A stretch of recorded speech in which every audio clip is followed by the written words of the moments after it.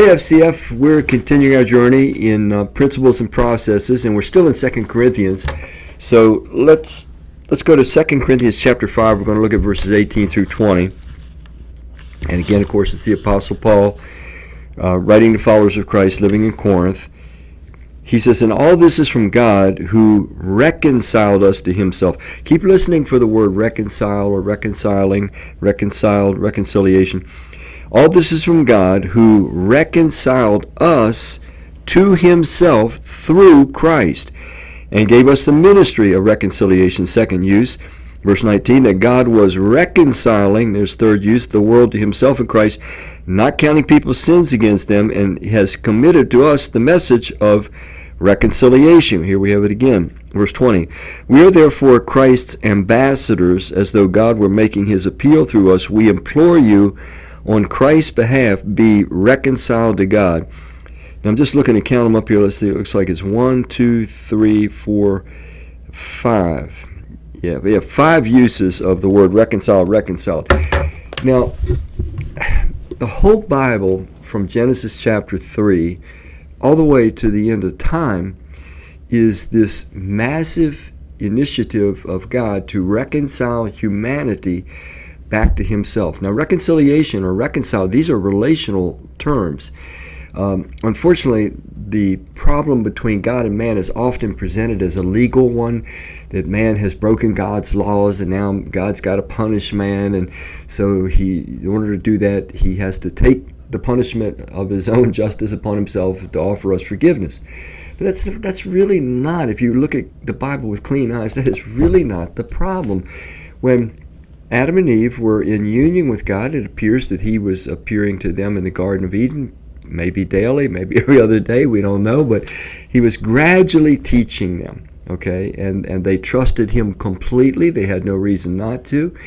And that beautiful relationship was the way that Adam and Eve were gradually developing and growing. And then, of course, Satan comes. He slanders God. He says that God's essentially a liar. He told you that if you eat of that tree, you'll die. But he said, you won't die. You'll actually become like God yourself. So essentially, Satan was insinuating God's not only a liar, but he's holding back from you. He knows if you eat that tree, you'll develop and you will be superior. In fact, you'll be like God yourself. So there's a higher quality of life that God's withholding from you because, here again, an insinuation, he kind of needs you dumb and down. It makes him feel better. So all these lies about God, Satan insinuated very craftily. And at that point, Adam and Eve ate of the fruit and they broke trust with God. The next scene we see, the Lord comes into the garden, just like he had done previously, but now they're hiding behind fig leaves, first of all, and then also hiding amongst the trees.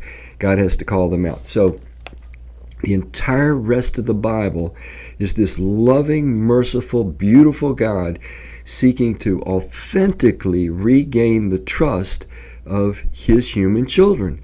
And to do this, there's only one way you can do this once you've been slandered, is you have to gradually and gently and for a long period of time prove that your character is not the way it has been depicted to be. So God spends the whole rest of the Old Testament gradually revealing himself to individuals first, like Abraham, Isaac, Jacob, and then to the nation of Israel that he forms, and then through the nation of Israel gradually to the other nations. But he finally takes the last gigantic step of reconciling humanity to himself by revealing himself fully in Christ. It says that all the fullness of God is now revealed in Christ.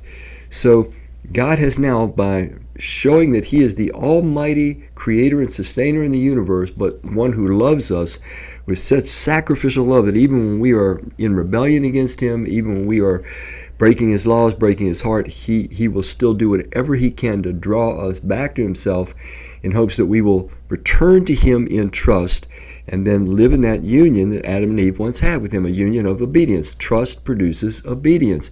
Obedience is the only way that life can work in the universe. God simply wants us to live the way he himself lives and love the way he himself loves. So when we come to this term reconciliation, it is major. We have it 5 times in just these few verses. Listen to it with clean eyes now.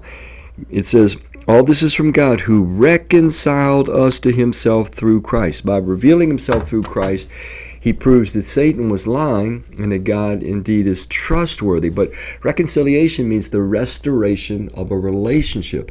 So it's not a legal problem between God and man. It's not something about some punishment about evil. It is about humanity avoiding God, running from God, thinking that God doesn't have our highest well-being and happiness primarily in his heart and mind, to bringing us to a place where we see that our highest and best life is in living the way God designed us to live and loving the way he designed us to love. Now listen what else it says about reconciliation. So he reconciled us to himself through Christ, that revelation that he gave himself in Christ in order to overcome our distrust.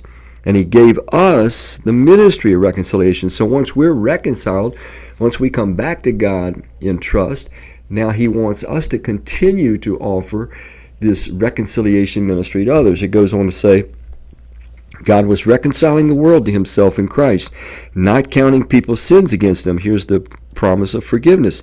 And he's committed to us the message of reconciliation. We are therefore Christ's ambassadors, as though God were making his appeal through us. We implore you, on Christ's behalf, be reconciled to God. So our role as Christ followers, let me rephrase that, our role, our privilege, however you want to look at it, is to invite other people to return to God in trust by putting their trust in Christ. That's God revealing himself in his fullness and becoming his followers. So we need to take all of this contractual, legal orientation out of our minds when we're talking about coming back into a relationship with God.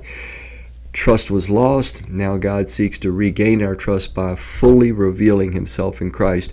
And that brings authentic reconciliation, which shows itself by freely following him fully and following him forever. I hope that describes you today. Thank you.